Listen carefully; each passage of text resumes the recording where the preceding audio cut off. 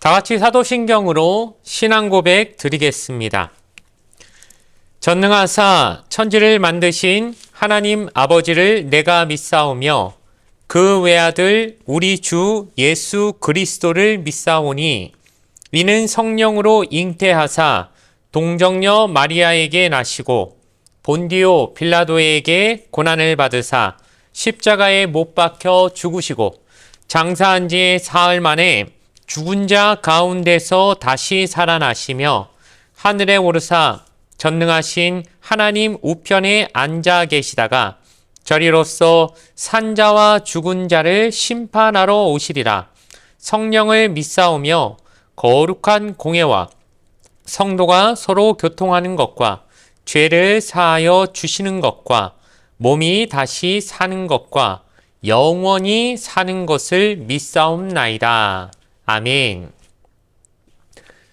오늘 우리에게 주신 하나님 말씀은 신약성경 히브리서 10장 23절 이하 25절의 말씀입니다. 신약성경 364페이지에 있는 히브리서 10장 23절에서 25절까지 말씀, 신약성경 364페이지에 있습니다. 히브리서 10장 23절에서 25절까지 말씀을 제가 읽어 드리겠습니다. 또 약속하신 이는 미쁘시니 우리가 믿는 도리의 소망을 움직이지 말며 굳게 잡고 서로 돌아보아 사랑과 선행을 격려하며 모이기를 패하는 어떤 사람들의 습관과 같이 하지 말고 오직 권하여 그날이 가까움을 볼수록 더욱 그리하자. 아멘. 오늘 주신 말씀을 가지고 굳게 잡아야 할 세 가지라는 제목으로 잠시 말씀의 은혜를 나누도록 하겠습니다.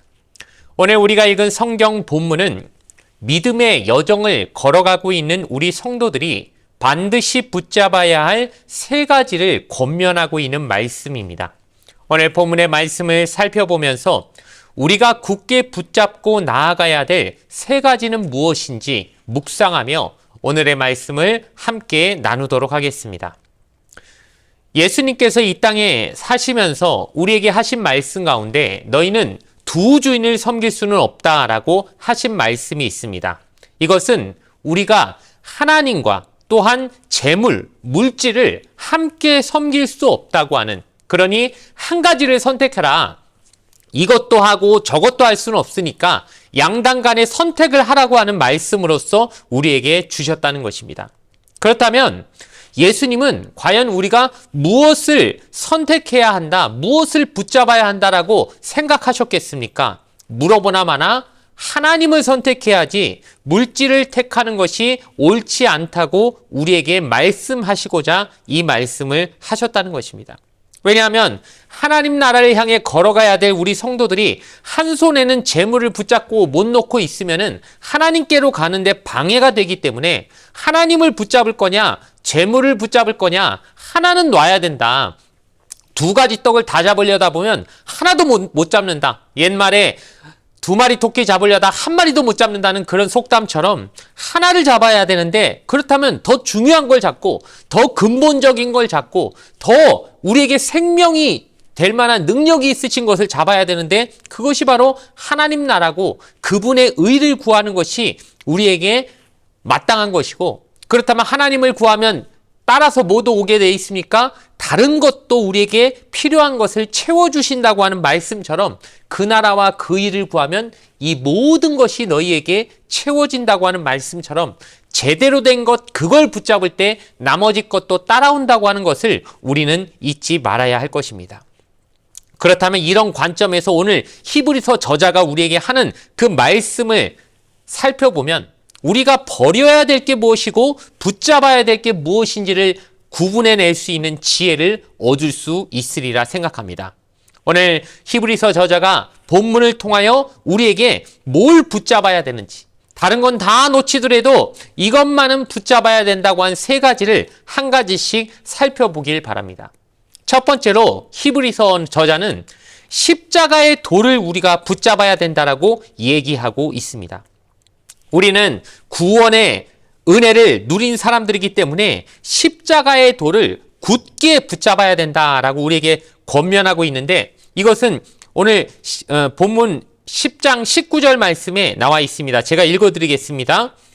그러므로 형제들아, 우리가 예수의 피를 힘입어 성소에 들어갈 담력을 얻었나니. 이 히브리서 말씀은 계속해서 구약시대 제사를 빗대어 하나님 나라의 진리를 우리에게 설명해 주고 있지 않습니까? 구약시대 이스라엘 백성들이 하나님 앞에 제사를 드리기 위해선 반드시 뭘 같이 가지고 가야 됐습니까? 제물입니다. 제물은 보통 짐승이죠. 짐승을 가져갈 때 그 짐승을 살려둔 채로 제사를 드릴 수는 없습니다. 반드시 죽여야 됩니다. 그렇다 보면 그 죽였을 때 뭐가 나옵니까? 그 짐승에게서 피가 나오지요. 그 피가 없이 하나님 전에 들어가려고, 즉 성막에 들어가려고 할 수는 없는 것입니다. 그러니 이스라엘 백성들이 성소로, 성막으로 들어가려고 하다 보면은 반드시 뭐가 필요했느냐? 그 자기가 가져온 제물의 피가 필요했죠. 그러나 구약 시대에는 딱 일반 백성은 어디까지 들어갈 수 있었냐면 성소 앞까지만 갈 수 있었습니다. 성소부터는 누구만 들어갈 수 있습니까? 제사장들만이 들어갈 수 있고, 또한 제일 안쪽에 있는 지성소는 대제사장만이 1년에 한 번 들어갈 수 있는 그 위치, 입구마다 등급이 나눠져 있었다는 것이죠. 그런데 이제 신약 시대에 와서는 어떻게 됐습니까? 예수님이 십자가에서 죽으심을 통하여 그 예수 그리스도의 보혈, 주님의 피를 힘입어 우리도 하나님의 그 성소에 담대히 들어갈 담력을 얻게 되었다. 담대하게, 무서워서 괜히 내가 구약시대 이스라엘 백성들은 감히 그 성소 안에 들어갈 엄두도 못 냅니다. 왜? 들어갔다 죽을 줄 알고 있기 때문에. 그런데 그것이 담대하지 않으면 어떻게 들어갈 수 있겠습니까? 그런데 우리는 요즘 예배 드리러 오시는 분들 중에 성전문 열면서 무서워라, 혹시라도 바람 발작 잘못 들었다가 죽으면 어떡해, 이렇게 두려워하면서 예배당 들어오시는 분들이 있습니까? 없지 않습니까? 왜냐하면은 우리는 이미 예수 그리스도의 피, 십자가의 피를 의지해서 하나님 앞에까지 담대히 나아갈 수 있는 그 담력을 얻은 존재가 됐기 때문이라는 것입니다.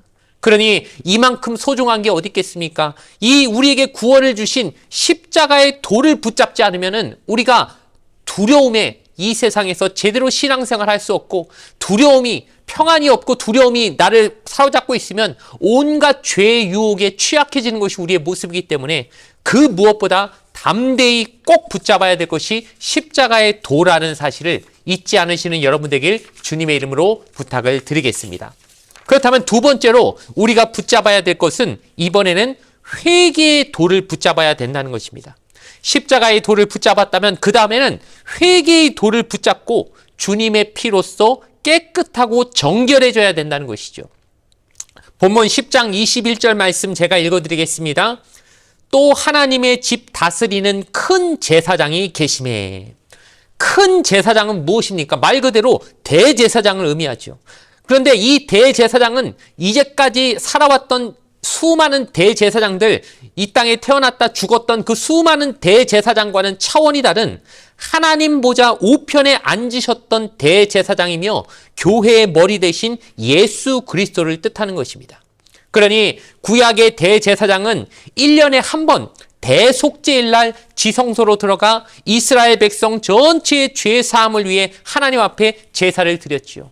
이 제사는 특별합니다. 왜냐하면 평소에도 죄지면 그 속죄를 하기 위해 제물을 가지고 와서 제사장이 안수를 해가지고 그 제물을 잡아서 그 피를 사하는 속죄 제사는 1년에 무수히 많이 이루어졌지만 1년에 한 번 대속죄일 날 하는 그 제사는 특별한 게, 우리도 1년에 한 번씩 가끔 집에 날 잡아서 대청소 한 번씩 하시죠. 왜 그렇습니까? 평소에는 매일 청소해도 잘 청소 못하는 구석구석 찌든 때, 또 쌓여있는 켜켜이 쌓여져 있는 먼지 같은 거는 한 번 날 잡고 제대로 청소해야 완전히 깨끗해질 수 있는 것처럼, 그렇게 1년에 한 번 대속죄일 날 드리는 제사는 이스라엘 백성 전체를 위한 일종의 영적인 대청소의 날이라고 생각할 수 있는 것입니다.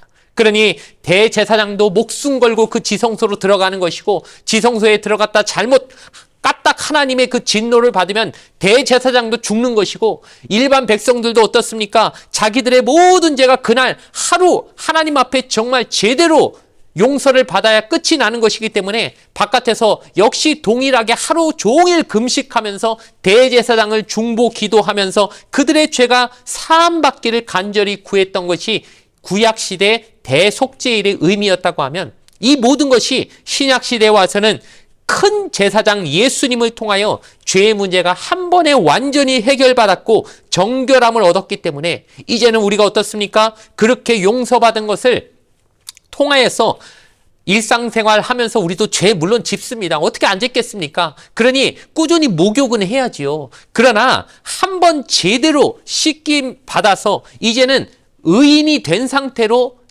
조금씩 짓는 죄이기 때문에 이제는 그 회개의 돌을 붙잡으며 주님 앞에 나아가 회개하기만 하면 언제든 나는 용서받을 수 있다고 하는 그런 놀라운 확신을, 그것 놓치면은 우리 그리스도인으로서 생명력은 끝이라고 볼 수 있는 것입니다. 그러니 우리가 굳게 붙잡아야 될 두 번째 것은 무엇입니까?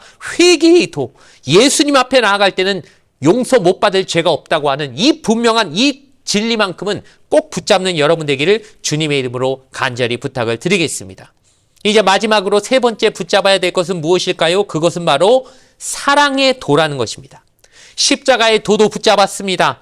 회개의 도를 또한 붙잡았습니다. 근데 이제 마지막으로 사랑의 도를 붙잡아야 된다고 히브리서 저자는 오늘 우리에게 권면하고 있는 것입니다. 오늘 우리가 읽었지만 10장 24절과 25절 말씀 읽어드리겠습니다. 서로 돌아보아 사랑과 선행을 격려하며 모이기를 피하는 어떤 사람들의 습관과 같이 하지 말고 오직 권하여 그날이 가까움을 볼수록 더욱 그리하자. 여러분, 교회는 어떤 곳입니까? 사랑의 공동체고 또 모이기를 힘써야 되는 공동체입니다. 왜냐하면 교회는 하나님을 사랑하고 그 사랑으로 이웃도 사랑하라는 예수님의 말씀을 실천에 옮기는 공동체이기 때문입니다. 그러므로 우리는 주님이 다시 오실 그날까지 하나님 사랑과 이웃 사랑, 이 사랑의 도만큼은 절대 잊어버려서는 안 되는 공동체인 줄 믿습니다. 여러분, 교회가 사랑 빼면 뭐 남습니까? 사랑 빼면 시체인 것이 교회입니다. 진짜 우리는 사랑밖에는 우리를 설명할 다른 것이 없어야 우리의 정체성에 맞는다는 것 기억하시기 바랍니다. 제가 어렸을 때 사람들이 흔히 그렇게 말했습니다. 불교는 잡이라면 기독교는 사랑이다. 맞지 않습니까? 사랑 빼면 뭐가 남습니까? 우리 교인들, 그리스도인들은 사랑밖에 없는 사람들이 되어야 할 것이고 우리 사랑의 도를 붙잡아서 그 주님의 뜻을 이 땅에서 주님 오실 그날까지 잘 붙잡고 나아가는 저와 여러분 되어지기를 주님의 이름으로 부탁을 드리겠습니다. 여러분, 결국 오늘 말씀은 한 가지로 말하자면 세 가지 붙잡아야 되지만 하나로 그것마저 좀 압축하자면 한마디로 간단하게 예수님 붙잡으라는 것이죠. 예수님 붙잡으면 십자가의 도도 붙잡는 것이고 회개의 도도 붙잡는 것이고 사랑의 도까지 붙잡고 살아가는 것이 될 것입니다. 이것이 바로 우리를 향한 하나님의 뜻인 줄 믿습니다. 오늘도 예수님의 손을 붙잡고 십자가의 도를 전하며 회개의 도를 선포하고 사랑의 도를 널리 알려나가는 우리 모든 사명받은 사람들의 삶이 되기를 주님의 이름으로 간절히 축원을 드리겠습니다. 잠시 기도드리겠습니다. 좋으신 아버지 하나님 감사합니다.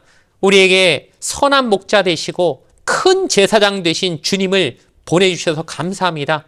이제 그 예수님을 붙잡고 세 가지 도를 붙잡으며 나아가는 저희 되게 하여 주시옵소서. 십자가의 도, 회개의 도, 사랑의 도, 이 세 가지를 꼭 붙잡으며 이것 놓치고 나머지 붙잡아봐야 남는 것이 없고 이것만 붙잡으면 이 세상에서 나머지 것들은 자연히 우리에게 오게 된다는 것을 기억하며 우리 안에 참으로 이 확신을 가지고 살아가는 저희가 되게 하여 주시옵소서.